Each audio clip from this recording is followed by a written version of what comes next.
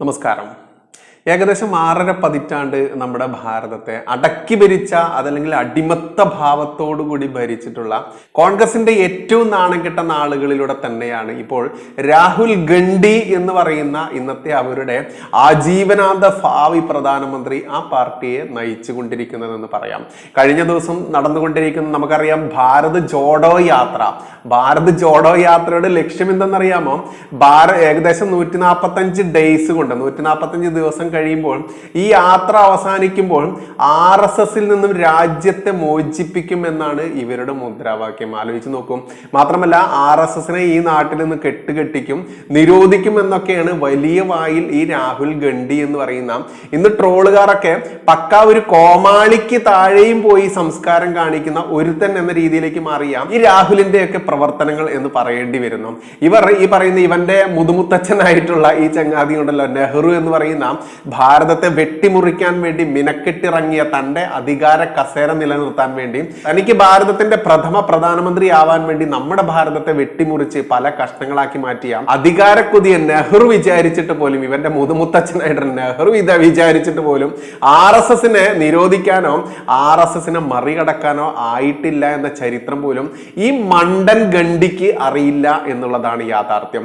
ഈ മണ്ടൻ ഗണ്ഡി എന്നൊക്കെ പറയുമ്പോൾ ആർക്കെങ്കിലും വേദന വരുന്നുണ്ടെങ്കിൽ നിങ്ങൾ ചിന്തിക്കുക, എന്താണ് ഈ രാഹുൽ ഗാന്ധി എന്ന് പറയുന്ന ഇവനും ഇവന്റെ കുടുംബവും നമ്മുടെ രാജ്യത്തിന് സംഭാവന ചെയ്തത് എന്ന് നിങ്ങൾ ചിന്തിച്ചു നോക്കുക. മാത്രമല്ല ഇവന്റെ ഭാരത് ജോഡോ യാത്രയിൽ ഇവൻ കയറിയിറങ്ങുന്ന, ഇവൻ അന്തിയുറങ്ങുന്നത് ഓരോ ദിവസവും ഏതൊക്കെ സൗകര്യത്തിലാണ്, ഏതൊക്കെ അരമനകളിലാണ്.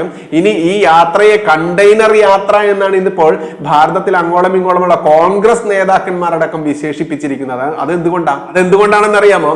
ഇതേപോലെ ഒരു യാത്ര പാകിസ്ഥാനിൽ മുൻ പ്രധാനമന്ത്രിയായിരുന്ന ഇമ്രാൻഖാനും നടത്തിയെന്നാണ് എന്റെ ഓർമ്മ. കണ്ടെയ്നറുകളിൽ AC സൗകര്യമായിക്കോട്ടെ, ഇനി നമ്മൾ കണ്ടിട്ടുണ്ട് ഈ സിനിമാക്കാരൊക്കെ ഉപയോഗിക്കുന്ന കാരവാനുകളൊക്കെ നമ്മൾ കണ്ടിട്ടുണ്ട്. സകല ആധുനിക സൗകര്യങ്ങളുമുള്ള AC കാരവാൻ വാനുകൾ.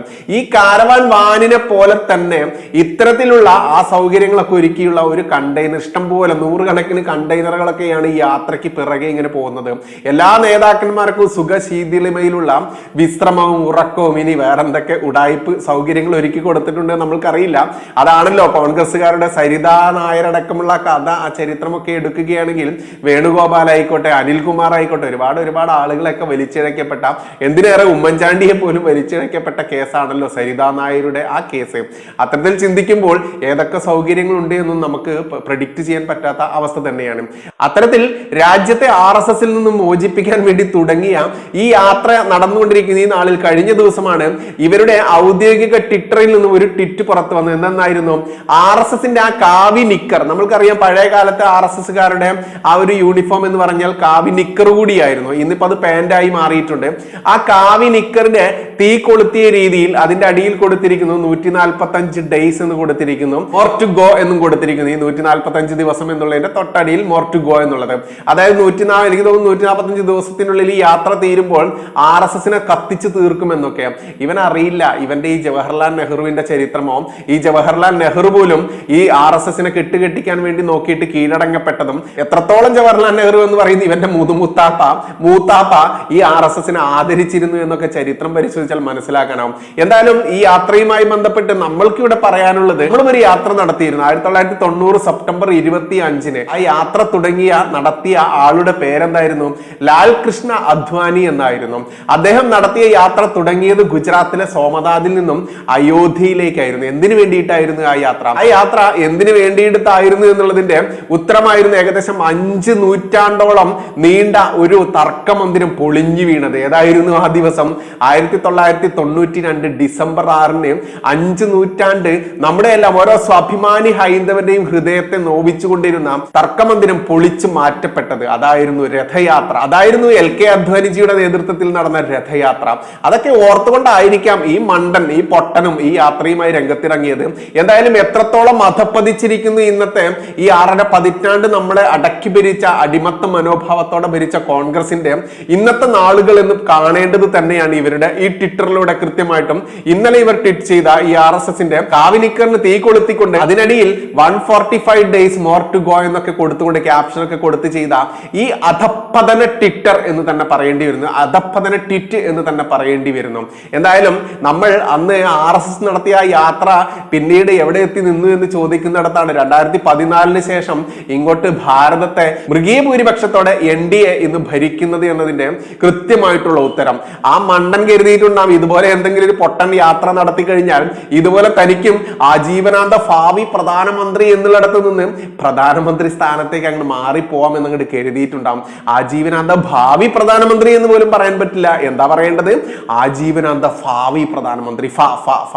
അല്ല ഫ. അത്തരത്തിൽ ഈ മണ്ടനെ ഇന്ന് പരിഹസിക്കാൻ വേണ്ടി ലോകത്തുള്ള ഓരോ ആളുകളും ഇവന്റെ പ്രവർത്തനങ്ങൾ എടുത്തുകൊണ്ട് ജസ്റ്റ് ഒന്ന് ലിസ്റ്റ് ചെയ്താൽ മാത്രം മതി എന്ന അവസ്ഥയിലേക്ക് എത്തി നിൽക്കുമ്പോൾ ഇവനാണോ ഭാരതം ഭരിക്കാൻ ഉതകുന്ന ഒരു പ്രധാനമന്ത്രി എന്ന ചോദ്യം വലിയ ചോദ്യം തന്നെയാണ്. എന്തായാലും ഇവരുടെ ഈ അധപ്പതന ട്വിറ്റിന് അഗെയിൻസ്റ്റ് ആയിക്കൊണ്ട് BJP RSS നേതാക്കന്മാർ തന്നെ കൃത്യമായിട്ട് മറുപടി കൊടുത്തിട്ടുണ്ട്. ഇനി ഇതാ BJP ദേശീയ വക്താവ് ഡോക്ടർ സാംബിത്ത് പാത്ര തന്നെ കൃത്യമായിട്ട് മറുപടി കൊടുക്കുന്ന ഈ വാക്കുകൾ കൂടി ഒന്ന് കേട്ടു നോക്കൂ.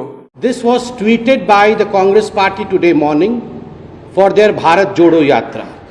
The picture that has been shown in this tweet is this. यह तस्वीर भारतीय जनता पार्टी RSS को रिप्रेजेंट करते हुए कांग्रेस पार्टी ने ट्वीट किया है और इसमें आग जलते हुए दिखाया गया है. आगजनी का दृश्य है ये. This is nothing but instigating people for violence. यह और कुछ नहीं है मगर किस प्रकार से लोग वायलेंट हो, किस प्रकार से आगजनी हो, किस प्रकार से हत्याएं हो, उसके लिए लोगों को उकसाने का काम आज गांधी परिवार और गांधी परिवार के कहने पर कांग्रेस पार्टी ने किया है. आप सभी जानते हैं कि ये जो तथाकथित इनकी भारत जोड़ो रैली है यह अभी केरल में है. केरल में किस प्रकार से जो संघ के कार्यकर्ता हैं उनकी कितनी हत्याएं हुई हैं इस विषय में आप जानते हैं. आपको पता है कि किलिंग फील्ड्स ऑफ केरला के नाम से संघ के कार्यकर्ताओं की, भारतीय जनता पार्टी के कार्यकर्ताओं की, एक विचारधारा के, एक विचार परिवार की कार्यकर्ताओं की हत्याएं हुई हैं और होती रही हैं. इस तस्वीर के माध्यम से बहुत ही सोच समझ करके एक षड्यंत्र के अंतर्गत राहुल गांधी और कांग्रेस पार्टी ने एक संदेश भेजा है वहां के आतंकवादियों को कि आप जो संघ के कार्यकर्ता हैं, जो भाजपा के साथ जुड़े हुए हैं, those who are associated with a particular ideology, they should be killed, they should be eliminated, they have no place in the politics of Kerala. This is blatant instigation of violence, Mr. Rahul Gandhi. ये भारत जोड़ो है, ये आग लगाओ यात्रा है. And this is not for the first time that the Congress party has done so. ये पहली बार नहीं है जब राहुल गांधी और कांग्रेस पार्टी ने इस प्रकार का कोई फोटो ट्वीट किया हो या इस प्रकार के विचार को फ्लोट किया हो. याद करिए 2021-22 में जब कैम्ब्रिज यूनिवर्सिटी गए थे राहुल गांधी, तो कैम्ब्रिज यूनिवर्सिटी में भाषण देते हुए राहुल गांधी ने कहा था कि पूरे भारतवर्ष में केरोसिन छिड़का गया है. That kerosene in fact has been sprinkled over the whole of India and all India needs is a matchstick to burn. केवल एक माचिस की तिल्ली की आवश्यकता है, भारत में आग लग जाएगी. ये विदेश में जाके राहुल गांधी ने हिंदुस्तान के जलने के षड्यंत्र के विषय में बात किया था. ठीक उसी प्रकार जब राजस्थान में 2022 मई के महीने में चिंतन शिविर हुआ, यही वो राहुल गांधी थे जिन्होंने अपने भाषण में कहा था कुछ महीने इंतजार करिए, आप देखिएगा पूरे हिंदुस्तान में आग लग जाएगी. ठीक उसी प्रकार 2021 में किसान कानून के संबंध में जब फार्मर्स लॉ का विषय आया था, उस समय भी राहुल गांधी ने भाषण में कहा था कि जब किसान इस विषय में जानेंगे तो पूरे हिंदुस्तान में उन्हें आग लगा देना चाहिए.